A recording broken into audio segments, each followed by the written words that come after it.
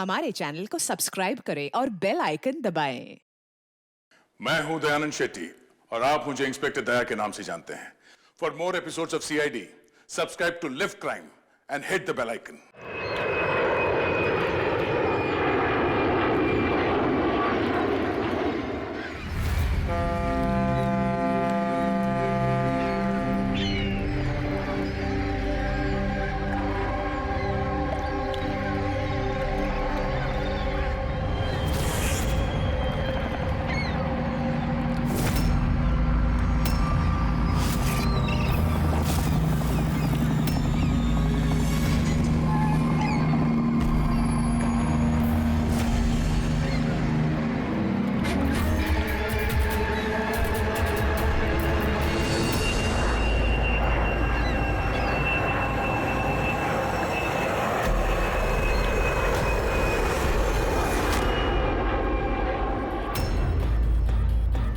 ग्यारह बज गए। आ गया। अब ये प्लेन गिरेगा।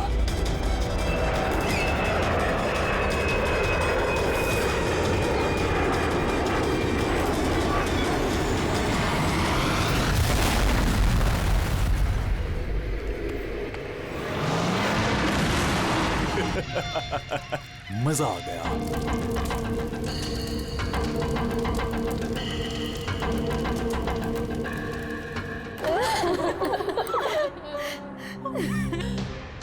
प्लेन में आप तीनों के हस्बैंड्स के अलावा सिर्फ पायलट था।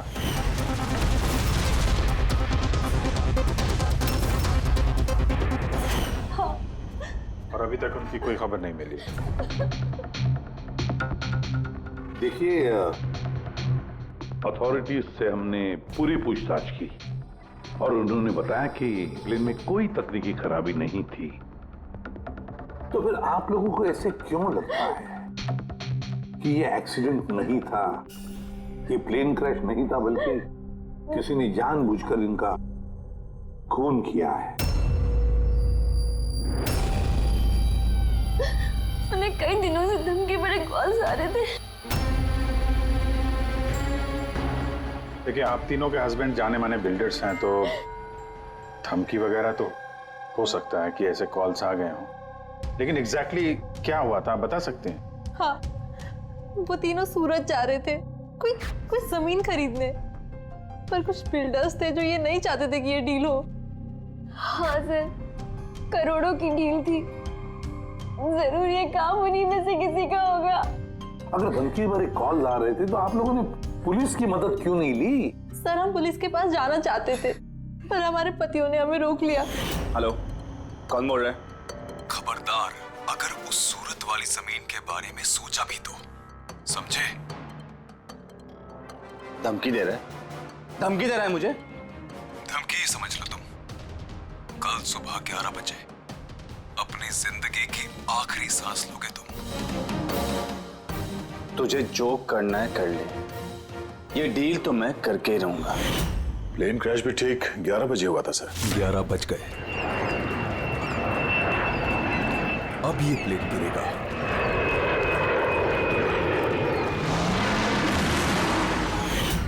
ये कोई सहयोग तो नहीं हो सकता? आप ही बताइए सर, क्या एक जमीन का टुकड़ा किसी इंसान की जिंदगी से ज्यादा कीमती हो सकता है? देखिए,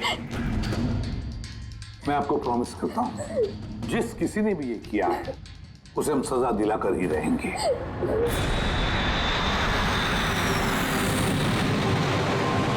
सर, हमें 5 साल हो चुके हैं ये काम करते हुए, आज तक एक भी गलती नहीं हुई है। हमारे काम में सर गलती की कोई गुंजाइश ही नहीं। अगर सर प्लेन में कोई भी प्रॉब्लम होता है तो हम उसे उड़ने नहीं देते सर। तो आप लोगों के हिसाब से प्लेन में कोई खराबी नहीं थी? बिल्कुल नहीं सर। तो क्रैश कैसे हुआ प्लेन? 4 लोगों की जानें गई हैं, कौन जिम्मेदारी लेगा उसकी? सर, मैं तो खुद हैरान हूँ कि ये हादसा हुआ कैसे। फ्लाइट रिकॉर्डर पता है ना आपको, जिसे हम ब्लैक बॉक्स कहते हैं, उसमें भी सब कुछ नॉर्मल दिख रहा है। नॉर्मल कहने से काम नहीं चलेगा, सब कुछ डिटेल में बताइए, शुरू से, टेक ऑफ होने से पहले से क्या हुआ था? हमने पूरा प्लेन चेक करके पायलट को हैंडओवर कर दिया। उसके बाद वो तीनों बिजनेसमैन प्लेन में बैठकर सूरत के लिए निकल गए।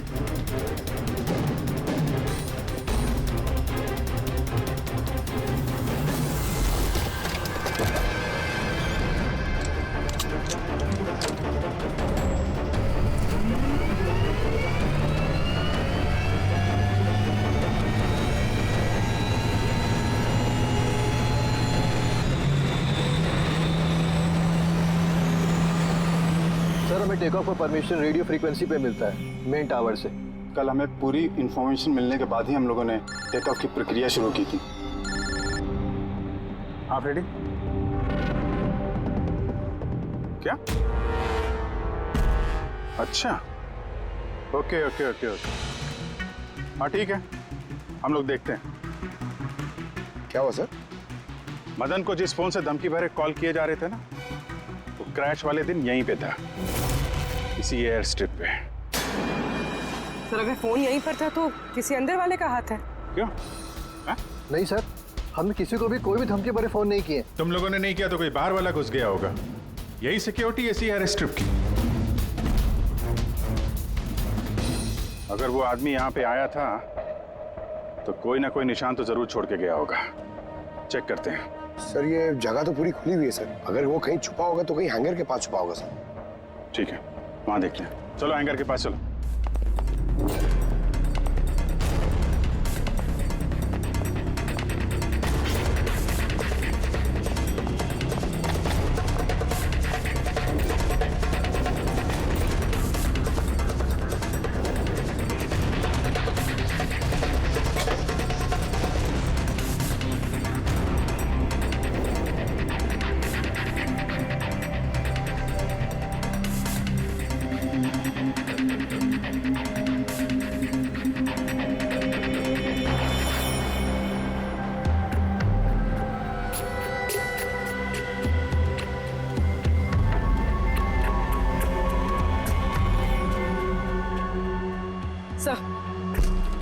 सर ये टूटा हुआ फोन मिला है। सर लगता है वो धमकी भरा कॉल इसी से किया होगा।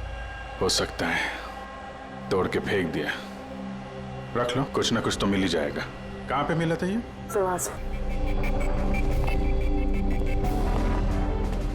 सर यहाँ।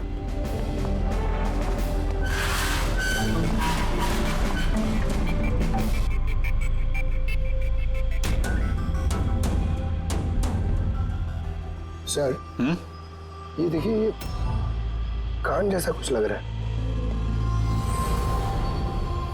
है तो कान का निशान यार। फोन भी यहीं मिला है और ये निशान भी।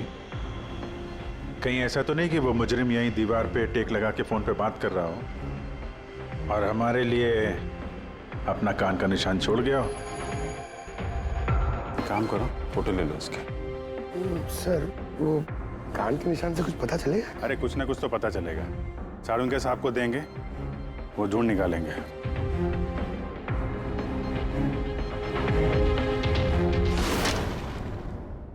सर 2 लाशें मिल गई है, अंगद और मदन की। और सुमित और वो प्लेन का पायलट ढूंढ रहे सर, अभी तक पता नहीं चला। आप लोग प्लीज रोइए मत, हौसला रखिए। देखिए, हम आपसे वादा करते हैं, आपके पतियों का खूनी नहीं बचेगा हमारे हाथों से। सर, हाँ सर वो फोन तो मिल गया जिसे धमकी भरे कॉल किए गए थे, लेकिन सर हमारे वहां पहुंचने से पहले खूनी ने फोन तोड़ दिया ताकि हम उस तक पहुंच ना सके। सर हम जानते हैं सब किसने किया। जानती हो किसने किसने किया खून? रणदीप और शशि ने। रणदीप और शशि कौन है? हा? सर ये दोनों भी बिल्डर्स हैं। ये नहीं चाहते थे कि हम तीनों के पतियों की वो डील सक्सेसफुल हो। जानता था, मैं जानता था इस जुर्म का सारा इल्जाम हम दोनों पे ही लगने वाला है। आपकी तारीफ। सर यही है वो दोनों खूनी, रणदीप और शशि।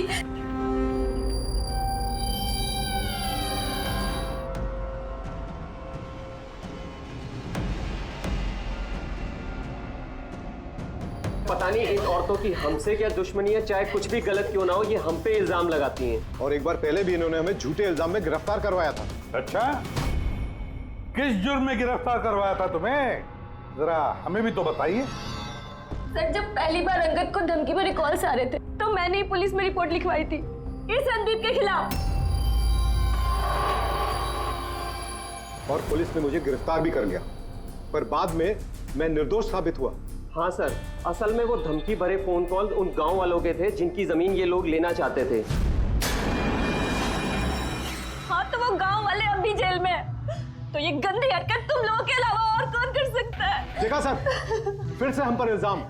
अगर ये हमने किया होता तुम सीआईडी के पास क्यों आते? कोई बात नहीं, बहुत जल्द दूध का दूध और पानी का पानी हो जाएगा। हाँ, क्योंकि हमें वहां पे मुजरिम के कान का निशान मिला है। तो बस उससे तो हम पता लगा ही लेंगे कि खूनी है कौन। ये दीवार पर जो गीला पेंट था, उस पर जो ये कान का प्रिंट है, इस कान के प्रिंट को देखो, कुछ दिखाई देता है कान पर? इस कान के प्रिंट पे स्टार जैसे कुछ शेप का इम्प्रिंट है। और एक बात और, ये जो मुजरिम है ये समुद्र के आसपास रहता है। ये कैसे पता चला सर? मैं बताता हूं। ये फोन के जो टूटे हुए टुकड़े हैं, इस पर मुझे कुछ समुद्री रेत और मछली के कांटे के टुकड़े मिले। अच्छा, तो जब उस आदमी ने अपने जूते से इस फोन को तोड़ा होगा तो वो रेत और मछली के कांटे उसके जूते से निकल के फोन में चले गए। जूतों में रेत और मछली के कांटे, हो सकता है ये आदमी किसी फिश मार्केट के आसपास रहता हो। फिश मार्केट तो है ना यहाँ पे दो, एक वर्सोवा जेट्टी पे और दूसरा मड आइलैंड पे। बस अब अपना काम हो गया। दोनों फिश मार्केट में जाकर पता लगाओ, देखो ऐसा कोई है क्या जो कान में स्टार की शेप की ईयररिंग पहनता है।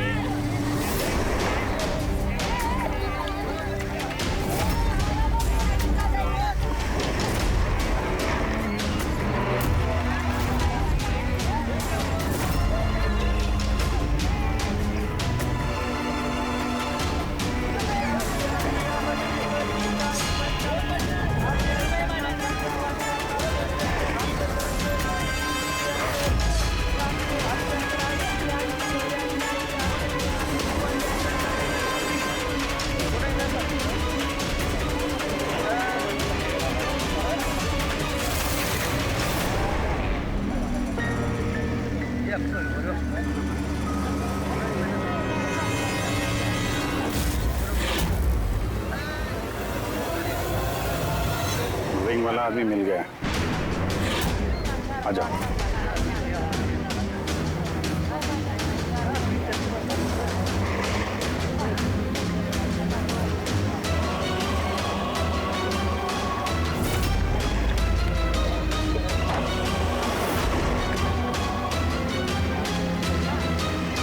किसी से मीटिंग होने वाली है।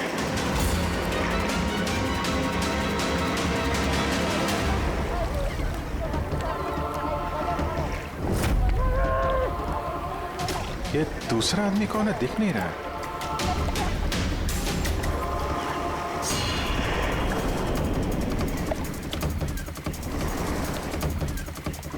ये तो सचिन है। एयरपोर्ट अथॉरिटीज ने मरने वाले पायलट के लिए इसकी फोटो दिखाई थी। वो पायलट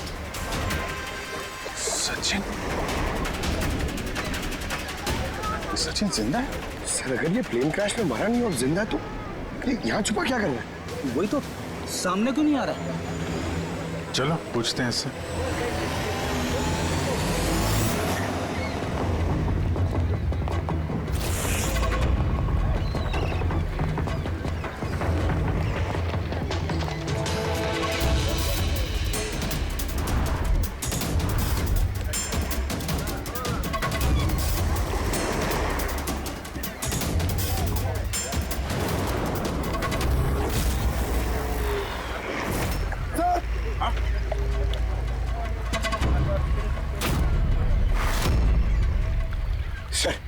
ये तो मर गया। मर गया? वो देखो सर, सचिन भाग रहा है सर।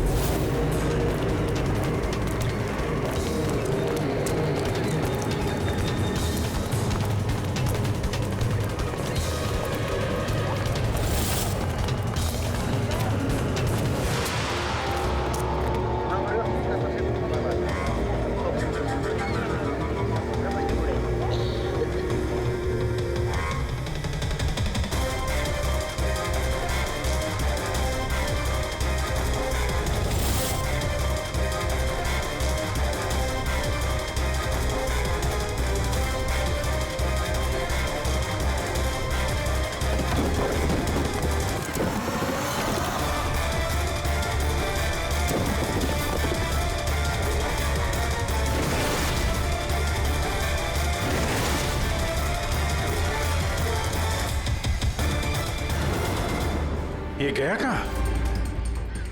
सर शायद वो आदमी कुछ ऐसा राज जानता था जो सचिन नहीं चाहता था कि हम तक पहुंचे, और शायद इसीलिए उसका खून कर दिया।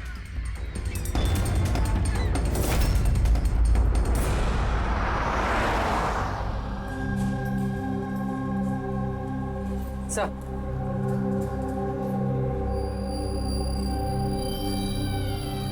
क्या सवाल करने आप लोग को मुझसे? आपके पति सचिन के बारे में। क्या आप बता सकती हैं कहाँ मिलेगा वो? ये कैसा सवाल है इंस्पेक्टर? आप लोग को तो पता है ना कि अभी उनका एक प्लेन क्रैश में। जी नहीं, सचिन जिंदा है। जिंदा है? जी हाँ। और आपको शायद ये जान के दुख होगा कि वो एक खून करके फरार है। वैसे कितने पैसे मिले थे सचिन को इस साजिश का हिस्सा बनकर? पैसे? पैसे नहीं मिले। पैसे मिले होते तो मैं यहाँ कॉफी शॉप में काम नहीं कर रही होती। और वैसे भी हमारी शादी कुछ ठीक नहीं चल रही थी। आपकी शादी ठीक नहीं चल रही थी? क्या मतलब, मैं पूछ सकता हूँ क्या प्रॉब्लम थी? दीप्ति नाम की एक लड़की है, एयर होस्टेस है। बहुत बार कहते थे भी कि तुझसे डाइवोर्स लेके उसके साथ रहना है। कहाँ रहती, कहाँ है ये? सिंगापुर। सिंगापुर? क्या सचिन जिंदा है?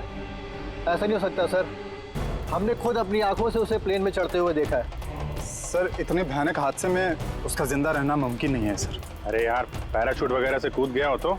नहीं सर, अगर पैराशूट लेके कूदता तो किसी ना किसी की नजर जरूर पड़ती है उस पर। हमसे कुछ मिस तो नहीं हो गया ना? क्या क्या बोल रहे थे तुम? क्या मिस हुआ होगा? नहीं सर, कुछ नहीं। तुम्हारी बातों से तो साफ साफ लग रहा है कि तुम लोग कुछ छुपा रहे हो। क्या बात है, बताओ बताओ जल्दी। सॉरी सर, हमसे वो थोड़ी सी गलती हो गई। कैसी गलती? सर जब प्लेन टेक ऑफ हुआ तो हम वहाँ थे ही नहीं। इतनी बड़ी गलती कैसे कर सकते हैं आप लोग? हैं? सर वो प्लेन जब रनवे पे दौड़ रहा था सर, कुछ धमाका हुआ सर। कैसा धमाका? सर किसी ने दिवाली का बम फोड़ा था, तो हम लोग उसको देखने के लिए गए कि कहीं कोई सीरियस बात तो नहीं है। अरे ये तो पटाखा है। और सर जब हम वापस चल के आए तो पता चला कि प्लेन उड़ चुका था सर। ये उस दाढ़ी वाले का ही काम होगा, इन लोगों का ध्यान भटकाने के लिए। हाँ पर अभिजीत,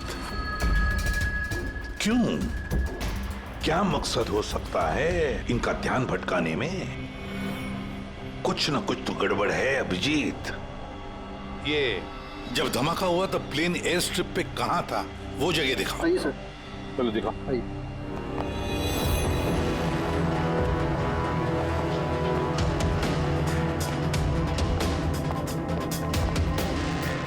एक मिनट अभिजीत, ये तो खून है, सूखा हुआ खून। सर खून का रंग देख के लग रहा है ज्यादा पुराना नहीं होगा, आजकल का ही होगा। ये खून किसका खून है? ये यहाँ पर कैसे? पता नहीं सर। पता नहीं? हर बात का एक ही जवाब है तुम्हारे पास, हमें पता नहीं। और तो फिर पता क्या है तुम्हें? सर एयर स्ट्रिप पे खून है, कुछ ना कुछ तो हुआ है यहाँ पे। ये बात तो पक्की है, पर क्या? और फिर ये खून है किसका?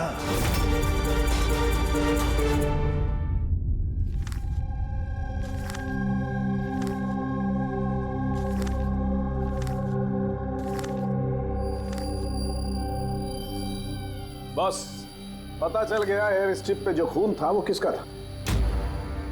किसका था? ये pilot Sachin.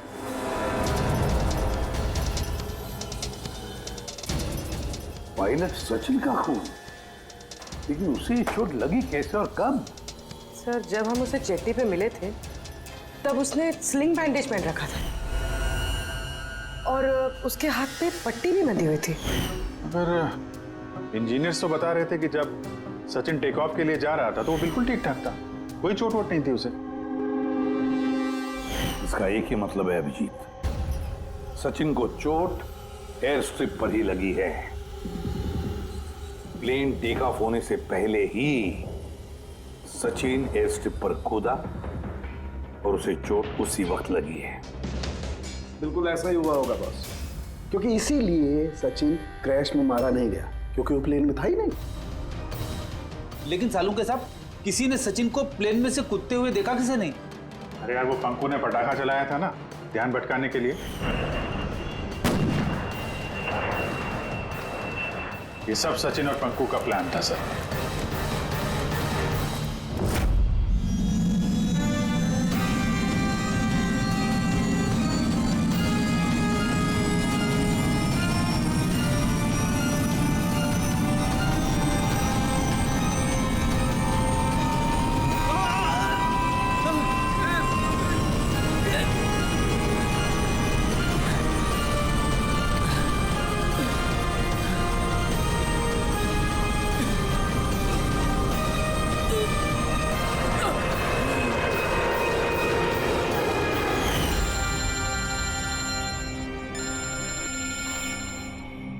Hello, okay, thank you sir. Sachin की वो गर्लफ्रेंड दीप्ति जो सिंगापुर में रहती है, उसका नंबर मिल गया। सचिन? क्या हुआ उसे? वो ठीक तो है ना? दीप्ति एक बात बताओ, आखिरी बार तुमने सचिन के साथ कब बात की थी? 2 दिन पहले। 2 दिन पहले? मगर सचिन की बीवी ने तो हमें बताया कि तुम दोनों का रिश्ता टूट चुका है। नहीं, शायद उसने अपनी बीवी को नहीं बताया होगा कि वो मुझसे मिलने सिंगापुर आ रहा है। अच्छा, सिंगापुर कब आने वाले हैं सचिन? अब 1 हफ्ते बाद।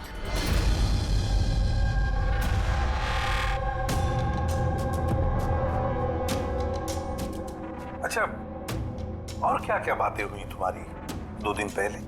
वो कह रहा था कि उसे ढेर सारा पैसा मिलने वाला है और फिर हम एक नई जिंदगी की शुरुआत कर सकते हैं। वैसे आप सब ये सवाल, सचिन ठीक तो है ना? घबराओ मत, सचिन को कुछ नहीं हुआ है और अगर जरूरत पड़े तो हम तुम्हें फिर फोन करेंगे। Thank you. कहीं दीप्ति भी तो नहीं मिली हुई है सचिन के साथ इस सारे प्लान में? पूरी एक काम करो, सिंगापुर पुलिस को सारे डिटेल्स भेज दो और उनसे कहो कि वो इस दीप्ति पर नजर रखे हैं। सर, हाँ? सचिन की वाइफ से बात हुई, उसका कहना है कि सचिन का पासपोर्ट घर पे ही है। क्या? सचिन का पासपोर्ट घर पे है और सचिन सिंगापुर जाने की प्लान्स बना रहा है? कहीं ऐसा तो नहीं कि सचिन ने नकली पासपोर्ट बनाया हो? नकली पासपोर्ट, ये ढीचू नकली पासपोर्ट बनाने वालों के बारे में बहुत कुछ जानता है। फिर एक काम करो, पंकज से कहो कि सचिन का फोटो लेकर वो ढीचू से मिले। हाँ? Yes sir. एक बात और, ये अगर सचिन प्लेन से कूद गया था टेक ऑफ से पहले, तो प्लेन उड़ा कौन रहा था? और सर जब वो प्लेन से कूदा तो ये मदन, अंगद और सुमित, ये लोग ने हल्ला नहीं मचाया, चुपचाप बैठे क्यों नहीं? बॉस, प्लेन के गिरने पर हल्ला कैसे मचाते ये लोग? तीनों के तीनों बेहोश थे। मगर सर, ये लोग बेहोश हुए कैसे? भी इन लोगों के पेट में ब्लैक कॉफी थी और उस ब्लैक कॉफी में ही नशीली दवाई मिलाई गई थी। क्या? ब्लैक कॉफी में नशीली दवा? आई एम बोर्डिंग, आपकी कॉफी। Thank you. तो फिर ये जरूर सचिन के प्लान का हिस्सा था। सर, एक सवाल का जवाब अभी भी नहीं मिला है। बिना पायलट के प्लेन उड़ा कैसे? इसका जवाब है UAS। UAS, uninterruptible auto pilot system. इस प्रोग्राम के जरिए जमीन पे बैठ के हवा में उड़ते प्लेन को कंट्रोल किया जा सकता है, कहीं से भी। हाँ सर, हम लोग फॉरेंसिक लैब में रह के भी हवा में उड़ते हुए प्लेन को कंट्रोल कर सकते हैं। और इस प्रोग्राम को इसलिए बनाया गया कि हवा में उड़ते प्लेन में अगर इमरजेंसी हो जाए या हाईजैक का प्रॉब्लम हो जाए तो उसका कंट्रोल नीचे वालों के पास भी रहे। मतलब प्लेन के कॉकपिट का कंट्रोल उसके हाथ में जिसके हाथ में वो रिमोट है। हाँ सर, और जिसके पास भी रिमोट कंट्रोल था उसी ने प्लेन क्रैश करवाया समंदर में। रिमोट कंट्रोल वाला खुद नहीं, ब्लैक कॉफी में नशीली दवा। अगर एक बार पता चल गया ना कि ये ब्लैक कॉफी में नशीली दवा डाली किसने और पिलाई किसने, तो समझ लो ये रिमोट कंट्रोल वाले खूनी तक हम पहुंच गए। Remote control. Black coffee? Sir Madan तो ब्लैक कॉफी पीते ही नहीं थे, उन्हें हाई ब्लड प्रेशर था। और सर मैंने भी सुमित को ब्लैक कॉफी नहीं दी थी क्योंकि जिस वक्त वो घर से निकले मैं भी घर पे नहीं थी। देखिए, उन तीनों के पेट में से ब्लैक कॉफी मिली थी जिसमें वो नशीली दवा भी थी। आप लोग तो कह रहे हैं कि आपने किसी ने भी अपने पतियों को ब्लैक कॉफी नहीं पिलाई, तो हो सकता है किसी और ने पिलाई हो उनको, या फिर कहीं बाहर गए थे तो वहां पर पी हो। कहीं गए थे क्या? हाँ सर, उन्हें हमारा ड्राइवर रवि एयरपोर्ट छोड़ने गया था, तो शायद हो सकता है अगर उन्होंने कहीं बाहर से कॉफी पी हो तो उसे जरूर पता होगा। रवि जरा बुलाइए उसे, कहाँ है? सर जब से ये हादसा हुआ है उसने काम पे ही आना बंद कर दिया, उसने हमारे फोन भी उठाना बंद कर दिया। मतलब अभिजीत, ये रवि कल से गायब है।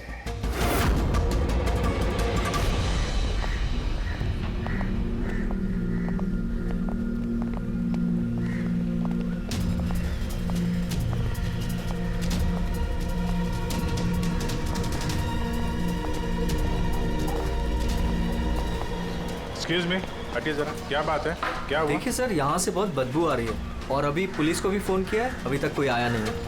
हम लोग CID से हैं।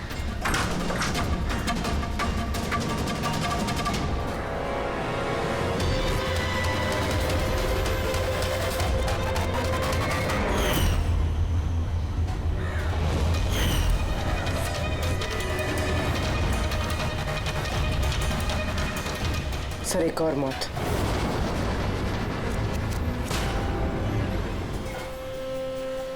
अच्छा, जस्ट फॉलो मी।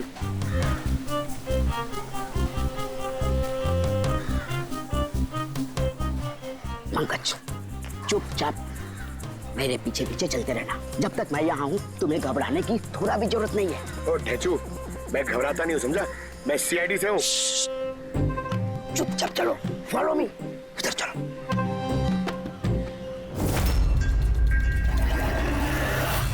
आजा पंकज।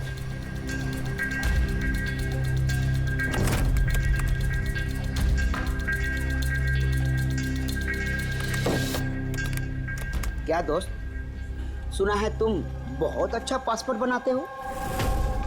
किससे सुना? मेरे एक दोस्त ने बताया। दोस्त? कौन दोस्त? ये नहीं, मैं नहीं जानता इसे।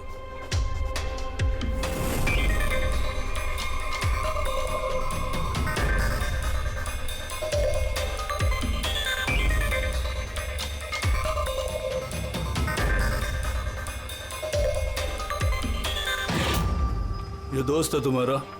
तुम्हें कोई शक है? बहुत अच्छे से जानता हूँ इसे मैं। इसका पासपोर्ट भी रेडी पड़ा है, बनकर मेरे पास। अरे वाह, फिर तो मेरा भी पासपोर्ट बन जाएगा ना? बन जाएगा, लेकिन 2 पेटी लगेगा। अरे यार, देता हूँ ना तेरे को 2 पेटी। बोल क्या चाहिए तेरे को? 2 पेटी आम चाहिए, 2 पेटी सेब चाहिए, क्या चाहिए? ए शाने, 2 पेटी मतलब 2 लाख। 2 लाख? 2 लाख। चलिए बता, नाम क्या लिखना है तेरा पासपोर्ट पर? Sub inspector Pankaj, CID। CID? हाँ, CID। अरे अरे मैंने क्या बिगाड़ा है तुम्हारा? सिर्फ तेरा ही नहीं, सारे नकली पासपोर्ट बनाने वालों का धंधा बंद हो चुका है। जो सवाल मैं पूछूंगा ना, उसका सीधे सीधे जवाब दे, वरना 2 लाख उठक बैठक कराऊंगा यहाँ पे तुझे, समझा? पूछो पूछो, क्या पूछना है? ये अपना नकली पासपोर्ट लेने कब आने वाला है? पता नहीं। पता नहीं? आज शाम को। देखा पंकज, ढेर चुका कमाल। सर, रवि के घर से जो बॉटल मिली है उसमें वही नशीली दवा है जो साड़ू के सर को ब्लैक कॉफी में मिली थी। इस रवि के अलावा और किसी के उंगलियों के निशान मिले उस बॉटल पे? हाँ सर, रणदीप के।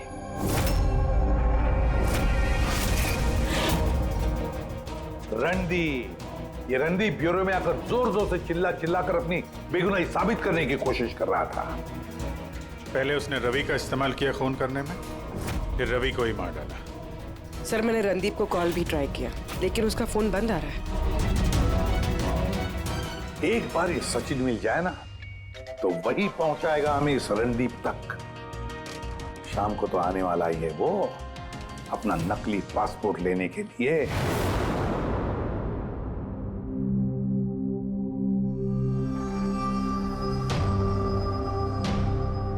मेरा पासपोर्ट रेडी है? हाँ, तुम एक काम करो, अपना पासपोर्ट उससे ले लो, उसके पास है। अरे यार जल्दी करो, मेरे पास ज्यादा टाइम नहीं है। सही कहा तूने, तेरे पास तो बिल्कुल भी टाइम नहीं है। बस ये फोटो चिपका दूं? ये क्या मजाक है? मजाक नहीं है, ये सीआईडी का तोहफा है। सीआईडी? बता, वो प्लेन क्रैश कैसे किया था तूने?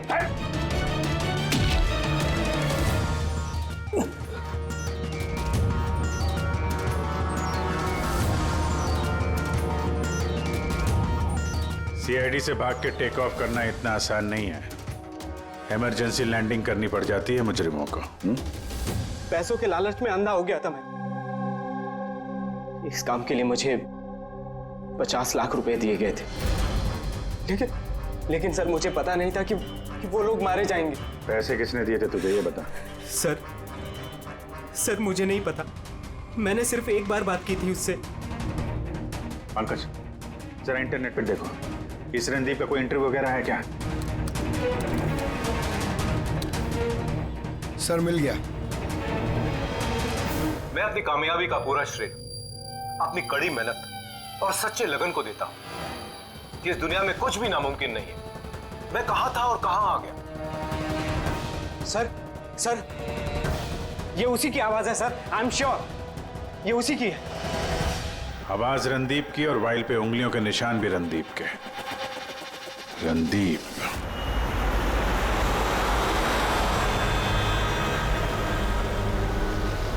सर आगे से राइट। सर ये रणदीप का तो फोन बंद है सर, तो उसकी लोकेशन कैसे ट्रैक करेंगे? अरे फोन बंद है तो क्या हुआ पंकज, उसका वीडियो याद है? उसमें उसने अपने हाथ में एक ब्रेसलेट पहना हुआ था। मैंने वो इंटरव्यू दोबारा चेक किया। मगर सर ब्रेसलेट से लोकेशन कैसे ट्रैक करेंगे? पंकज, ये कोई मामूली ब्रेसलेट नहीं है। उस ब्रेसलेट में जीपीएस ट्रैकिंग भी लगाया हुआ है, और ऐसी ब्रेसलेट ज्यादातर ये टाइप 1 डायबिटीज वाले ही पहनते हैं। ब्रेसलेट में जीपीएस होता है सर? हाँ, ताकि अगर मरीज की तबीयत अचानक अगर खराब हो जाए या उसे चक्कर वक्कर आ जाए तो उसके परिवार वाले जीपीएस के सहारे उसे आसानी से ट्रैक कर सकते। पर सर ये जीपीएस बता रहा है कि रणदीप कुंदूवाड़ी।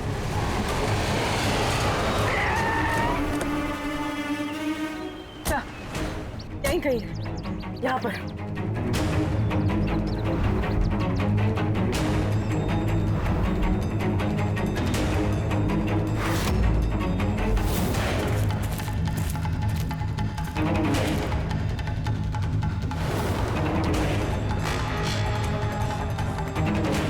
इस तरफ सर यहीं कहीं है। उसकी दिल की धड़कन भी कमजोर होती जा रही है। दिल की धड़कन कमजोर होती जा रही है, यही कही है वो। क्यों ये मिट्टी अलग क्यों लग रही है? कहीं इस मिट्टी के नीचे तो नहीं हो सकता है।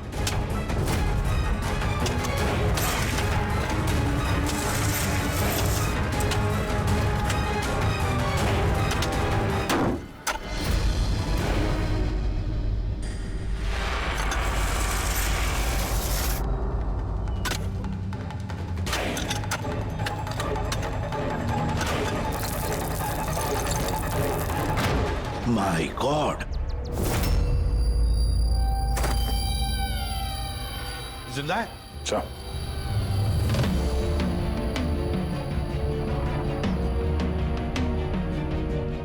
सर हम तो सोच रहे थे ये रणदीप खूनी है, पर यहाँ तो कोई उसकी ही जान लेने चला था।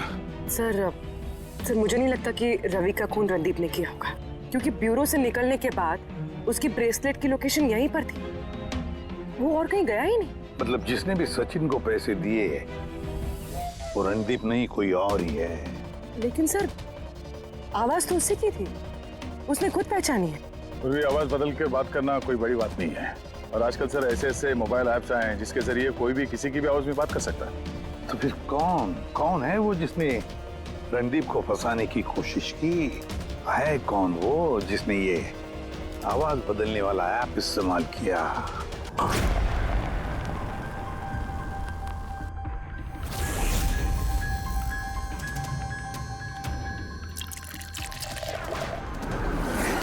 Cheers. Cheers अनीरा जी, cheers. आइए आइए। आई। मुबारक हो अनीरा जी। मुबारकबाद? वो किसके? उस ऐप के लिए, वो ऐप जो आपकी कंपनी ने बनाया जिसकी वजह से कोई भी इंसान अपनी आवाज बदल सकता है। जी? जी। डेमो सुनेंगे? अनीरा जी, अब तुम अपने जुर्म के लिए जेल जाओगे। अनीरा जी, अब तुम अपने जुर्म के लिए जेल ये क्या मजाक? ये मजाक नहीं है, इसी डिवाइस से तुमने रणदीप को फंसाने की कोशिश की थी ना? पूर्वी, अरेस्ट करो इसे। चलिए madam.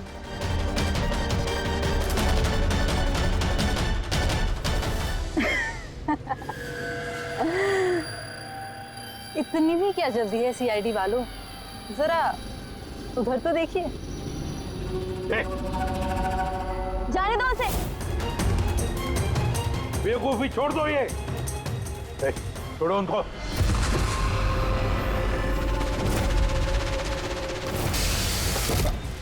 My God,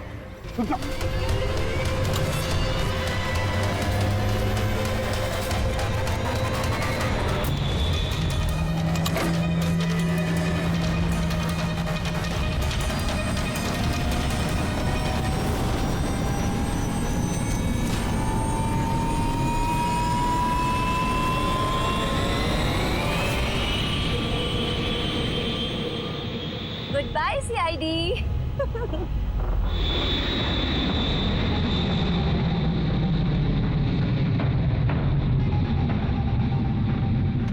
Well done, girls. आज तक जो बड़े बड़े मुजरिम नहीं कर पाए, वो हमने कर दिखाया। CID को तो नानी याद आ गई होगी। पर वो सब तो ठीक है यार, पर अब जाएंगे कहाँ? ओरिजिनल प्लान तो ना चौपट कर दिया। सोचते हैं कोई ना कोई मंजिल तो मिल ही जाएगी।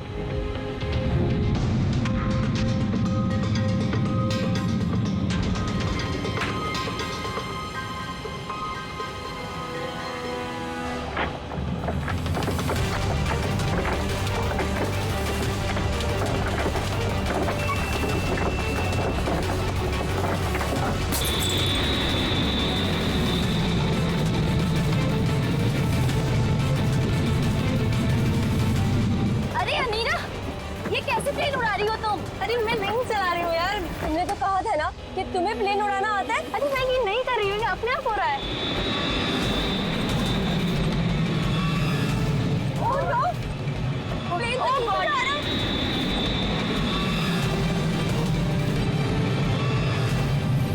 लगता है हमारी यूएस टेक्नोलॉजी किसी को पता चल गई क्या? मगर कैसे?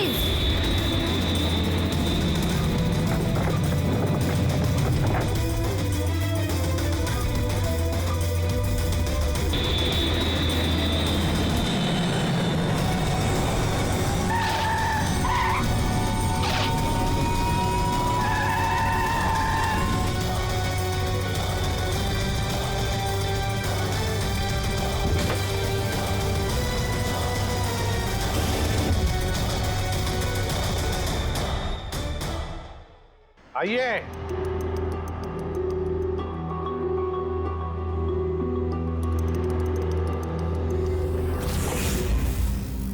जिस देश में औरतें अपने पतियों की लंबी उम्र के लिए व्रत रखती हैं, कोई ऐसा भी कर सकता है कि अपने ही पति का खून कर दे?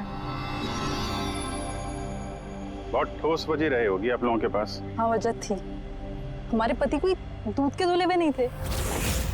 हाँ, लोगों को तो वो ऐसे दिखाते थे कि वो हमसे बहुत प्यार करते हैं, पर घर में कुछ और ही कहानी होती थी। ना हमें उनसे प्यार मिला और ना ही वफादारी। अंगद ने तो कई बार रिया पर हाथ भी उठाया था।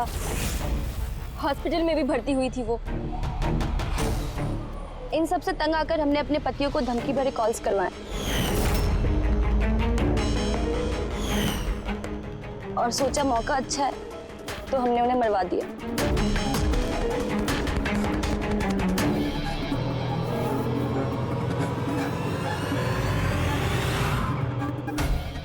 और किस्मत देखिए, रणदीप रवि के पास गया, वो बेहोशी वाली दवाई लेकर, ताकि हमारे पति मीटिंग में पहुंच ही ना पाए। और ये चीज भी हमारे काम आ गई। तो रवि की वफादारी का फायदा उठाया तुमने, हाँ? फिर तुम लोगों ने रणदीप को जमीन में गाड़ दिया ताकि हमें ऐसा लगे कि वो जुर्म करके फरार हो गया है। पिंजरे में बंद घुटन भरी जिंदगी जीने का कोई फायदा नहीं था। हमें आजादी की हवा में सांस लेनी थी। आजादी की हवा में सांस लेने के और भी तरीके होते हैं अनीता जी। पति को मारना सबसे गलत रास्ता। सही होता अगर तुम पतियों से अलग हो जाती, लेकिन नहीं, तुम तीनों ने ऐसा रास्ता चुना जो तुम्हें घुटन भरी जिंदगी तक ले जाएगा, और वो भी जेल की सलाखों के पीछे। For more updates, subscribe to our channel, click the show links and enjoy watching the videos.